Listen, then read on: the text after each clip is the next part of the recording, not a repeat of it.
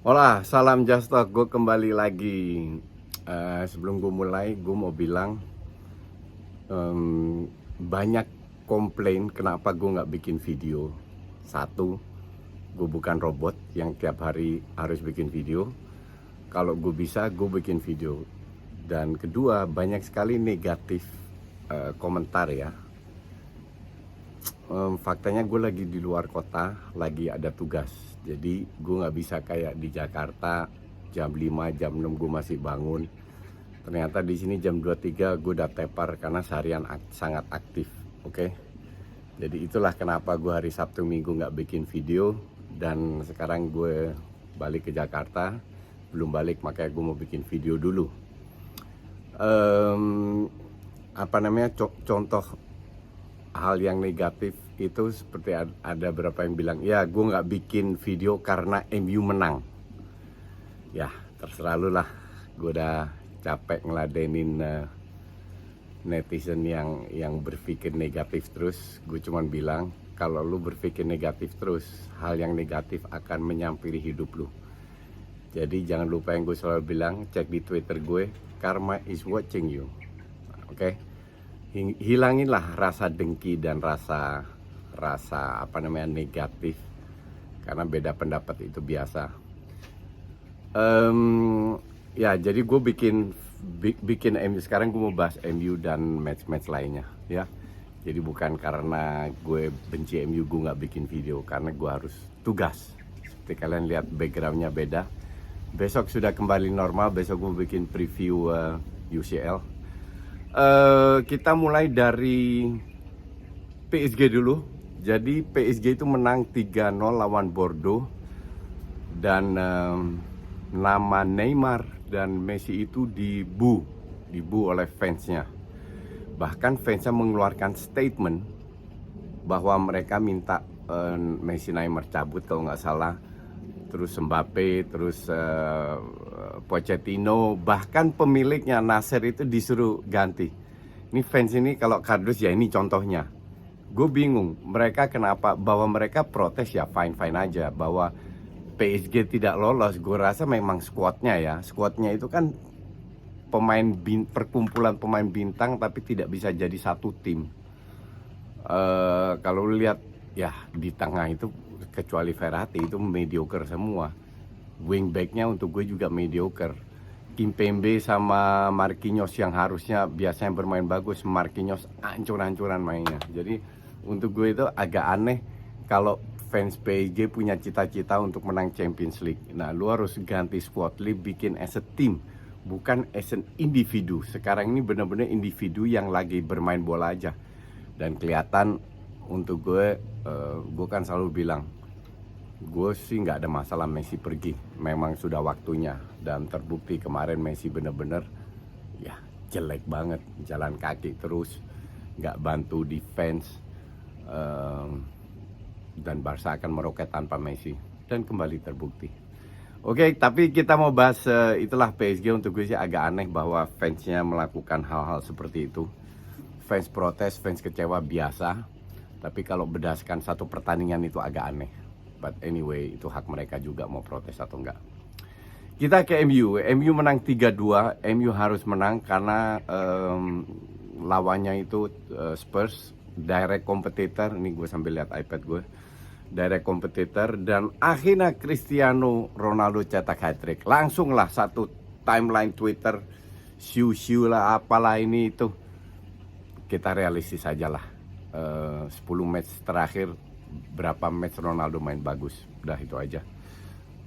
Bahwa dia kemarin cetak gol, which is good for him. Tapi untuk kalian berharap bahwa dia tiap match akan cetak gol, akan MU menang banyak, ya gue pertanyakan itu. Gue nonton satu babak, oke. Di babak kedua gue tepar, gue capek. Dan masih ada yang komen, paling dia nonton cuman nggak nge-tweet aja. Ya sudahlah, terserah lo. Jadi gue komen, gue hanya bahas babak pertama aja. Dari babak pertama, dua-dua itu main jelek dalam arti sirkulasi bola lambat dan memberikan lawan banyak ruang.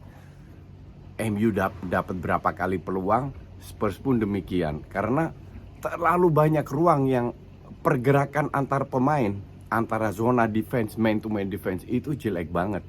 Contoh golnya Ronaldo, Eric Dyer itu diem loh, dilihat doang sehingga ada space. Kalau dia maju 1 meter, mungkin space itu lebih sempit kan. Hal kayak gitu gue nggak paham. Kenapa dia diberikan space? Harry Kane penalti, layak penalti. Habis itu Ronaldo 2-1, Sancho kasih assist.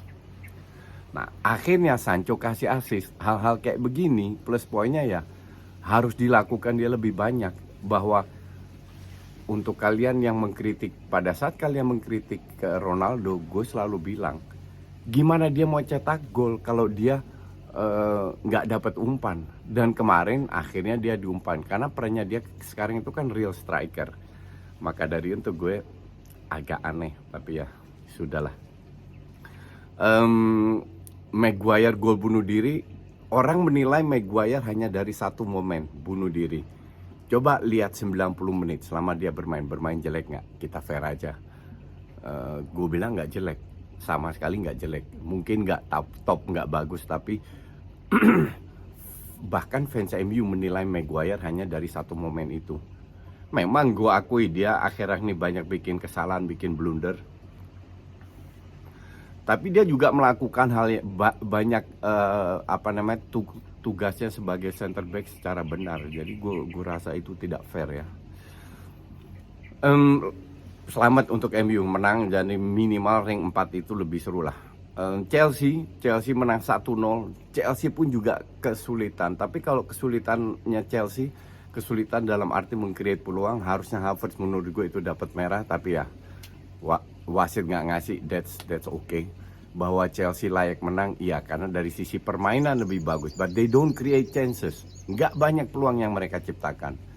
Bahkan si Calobak itu di area penalti harusnya Castle itu dapat penalti. Tapi sekali lagi 50-50 nggak dikasih. Oke, menang bukan karena itu, bukan karena red card atau penalti, karena memang kualitasnya Chelsea lebih bagus. Newcastle bermain dengan cara yang berbeda, banyak crossing itu mempersulit Chelsea. Gue nggak heran kalau Chelsea lagi kesulitan. Kenapa? Ya simple, karena mereka dilanda masalah yang luar biasa besarnya. Bahkan ada satu wartawan Inggris, gue nggak tahu bisa dipercaya atau enggak.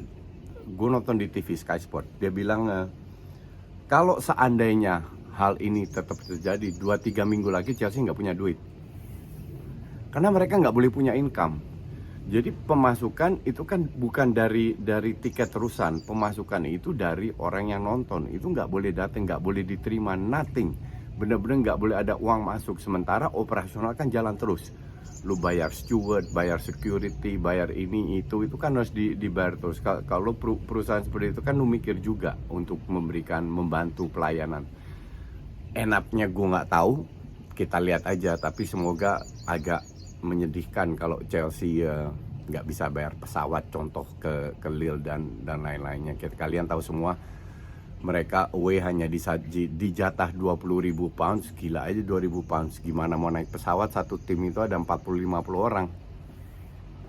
Mau naik pesawat kalau cuman dengan 20.000 pounds, belum nginepnya dan lain-lain. I don't know, kita lihat aja.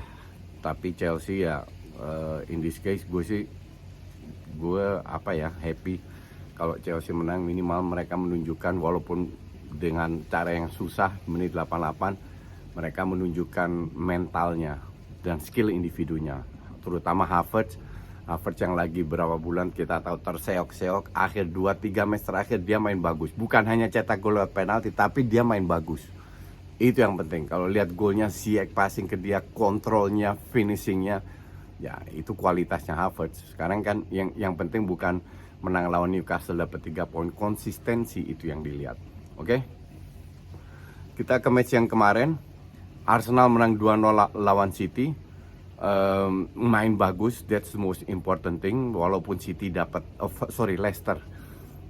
Walaupun Leicester dapat peluang 1-2, mungkin 2-3 peluang, tapi peluang Arsenal jauh lebih bagus. Nah, Partey kalau kalian lihat kemarin dia cetak gol, terus dia shooting kena tiang mistar persis di pojok. itu hebatnya Partey ya, tapi jangan suruh dia syuting jauh, karena syuting jauh itu kemana-mana bolanya. Tapi menempatkan bola itu emang kualitasnya Partey main luar biasa. Partey dan Odegaard menurut gue. Tapi juga Ramsdale menyelamatkan headingnya Barnes kalau nggak salah. Jadi Arsenal dari segala segi layak menang. Dari sisi shots on target 21 shot 6. Nah hebatnya Arsenal ini kan nggak asal shooting, tapi passing dulu di kotak penalti, di area, cari kombinasi dulu. Memang nggak gampang kalau ketemu tim yang main cukup bertahan ya. But anyway, atau banyak pemain di kotak penalti. Anyway, Arsenal berada di rank 4 sekarang. Masih ada 3 match, tapi matchnya berat lawan Spurs, Chelsea, dan Liverpool. Jadi kita lihat end-up-nya di mana. Ini seru.